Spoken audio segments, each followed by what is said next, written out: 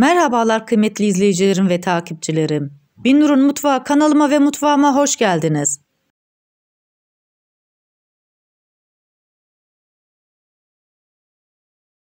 Bugün sizlere çok lezzetli, yapımı çok kolay olan, kaynatmadan, süzmeden pratik bir şekilde hazırlayabileceğiniz domatesli demleme makarna tarifim var.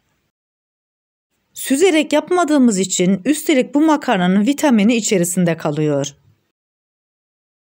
Tarifime başlamadan önce kimin nereden izlediğini bana yorumlardan yazarsanız değerli takipçilerimin nereden izlediğini öğrenmiş olurum. Sizleri daha fazla bekletmeden bu leziz makarnanın tarifine geçiyorum. Herkese iyi seyirler.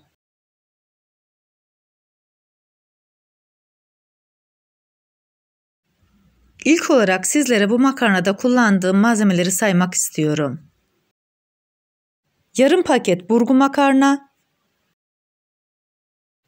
1 adet kuru soğan, 2 adet domates, 2 adet yeşil biber, 1 diş sarımsak, 1 tatlı kaşığı biber salçası, 1 tatlı kaşığı tereyağı, 2 yemek kaşığı sıvı yağ, 1 çay kaşığı kuru nane, 1 çay kaşığı karabiber, 1 çay kaşığı pul biber, 1 tatlı kaşığı tuz kullandım.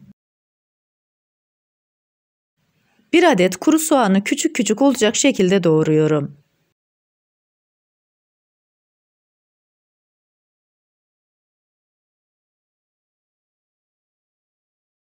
Doğramış olduğum kuru soğanı kenara ayırıyorum. Kuru soğanın üzerine 1 diş sarımsağı küçük küçük olacak şekilde doğruyorum. İsterseniz sizler bu aşamada rendeleme de yapabilirsiniz. 2 adet domatesin kabuklarını soydum, onları da küp küp olacak şekilde doğruyorum.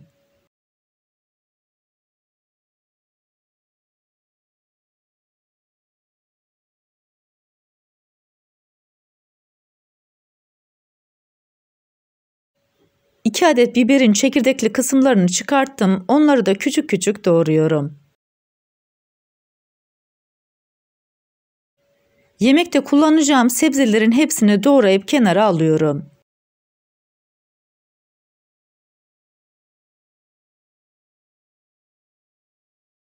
Yayvan bir tencerenin içerisine 1 yemek kaşığı tereyağını ekliyorum.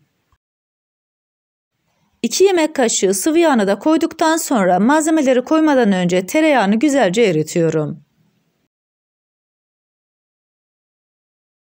Tencerenin içerisine sarımsak ve soğanı ekliyorum. Soğanların diriliği tamamen geçinceye kadar bu şekilde kavuruyorum. Daha sonra tencerenin içerisine küçük küçük doğramış olduğum 2 adet sivri biberi ekliyorum. 2-3 dakika boyunca da biberleri güzelce kavuruyorum. Bu arada tarifimi buraya kadar izleyip beğendiyseniz ve hala kanalıma abone değilseniz abone olup beğeni ve yorumlarınızla beni desteklerseniz çok sevinirim. Kavrulan biberlerin içerisine domatesleri ekliyorum. Bu aşamada domatesler tamamen suyunu bırakıncaya kadar pişiriyorum. Şöyle bir karıştırdıktan sonra tencerenin kapağını kapatıyorum. Domateslerimiz güzel bir şekilde pişti. İçerisine 1 tatlı kaşığı biber salçasını ekliyorum. Bu aşamada salçanın ekşi tadı tamamen çıkıncaya kadar kavuruyorum.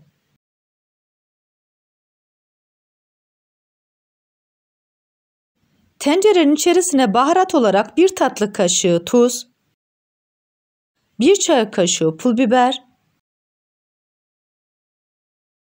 1 çay kaşığı karabiber, 1 çay kaşığı kuru naneyi ekliyorum. Ben makarnamdaki baharatları bunları tercih ettim. Sizler damak zevkinize göre istediğiniz baharatı kullanabilirsiniz. Baharatların da tatlar birbirine tamamen geçinceye kadar karıştırıyorum. Daha sonra içerisine yarım paket burgu makarnayı ekliyorum. Bu aşamada makarnaya kesinlikle haşlama işlemi yapmıyoruz. Hiç haşlamadan direkt tencerenin içerisine koyuyoruz. 2-3 dakika boyunca makarnayı güzelce kavuruyorum.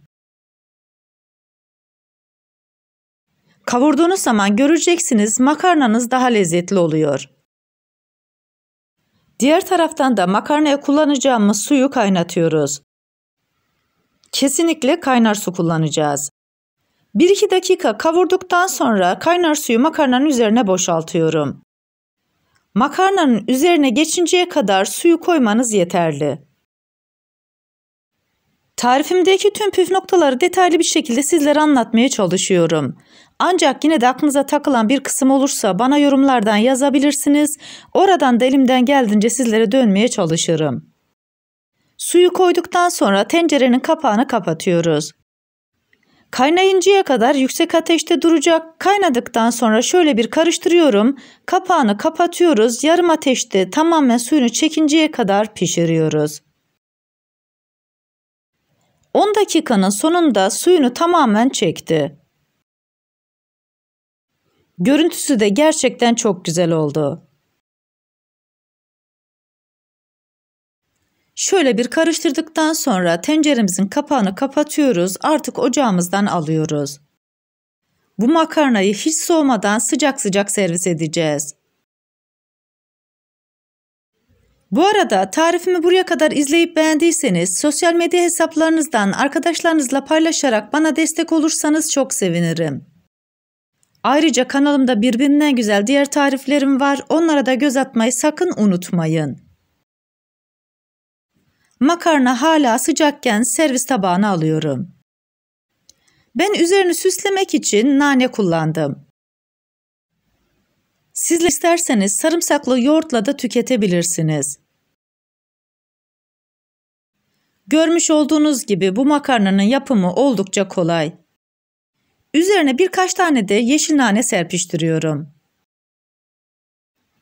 Gerçekten çok leziz olan bu makarnayı yapıp deneyecek olan herkese şimdiden afiyet olsun. Bir tarifimizin daha sonuna geldik. Videomu izlediğiniz için teşekkür ederim.